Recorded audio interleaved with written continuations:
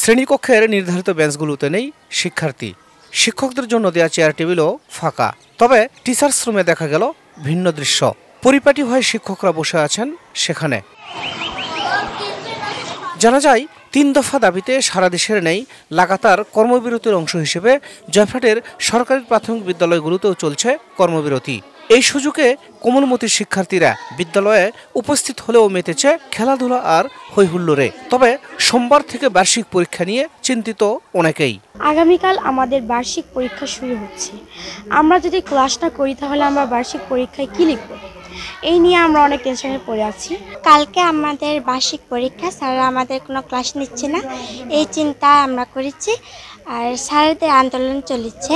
মোটামুটি ক্লাস ভালোই হচ্ছিল, কিন্তু বৃহস্পতিবার থেকে আমাদের স্কুলে ক্লাস ঠিক মতো হচ্ছে না। আমরা স্কুলে আসি আবার ফিরে যাই। কাল আমাদের বার্ষিক পরীক্ষা।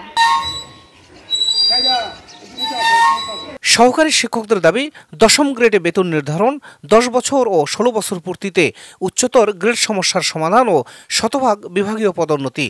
তবে সরকার ১০ম গ্রেড দিতে সরাসরি অস্বীকৃতি জানিয়ে আপাতত ১১তম গ্রেডের সুপারিশ করেছে। ৩৫ বছর হলো কোনো পদোন্নতি নাই। সহকারী শিক্ষক হিসাবে চলেছি, আর মাত্র ২৬ সালে ১ বছর আমার চাকরি আছে। আমি সহকারী শিক্ষক থেকেই বিদায় নিচ্ছি। সরকারের কাছে আবেদন যেন পরবর্তীরা যেন একটু ভালোভাবে থাকতে পারে। শতভাগ পদোন্নতি বাস্তবায়নের জন্য আমরা আজকে কর্মবিরতিতে নামছি। আমাদের এই দাবি বাস্তবায়ন হলে আমরা ক্লাসে ফিরব। ১৩তম গ্রেড থেকে ১০ম গ্রেডের উন্নীতকরণ।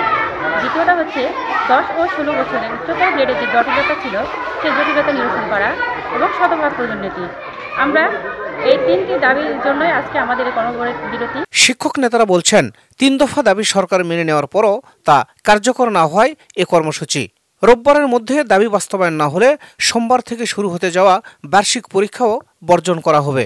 আমাদের যে ৩ দফা দাবি, যেটা সরকার ন্যায্য বলে মেনে নিয়েছিলেন, কিন্তু প্রতিশ্রুতি দেওয়ার পরেও এখন সেটা কার্যকর করছেন না, সেটা কার্যকরের দাবিতে আমাদের ৪৭টি স্কুলে একযোগে কর্মবিরতি পালন করছে এবং আগামীকাল থেকে আমরা পরীক্ষা বর্জন সহ আরও কঠোর কর্মসূচিতে থাকি। আজকে লাস্ট ডে, আজকে ৩০ নভেম্বর।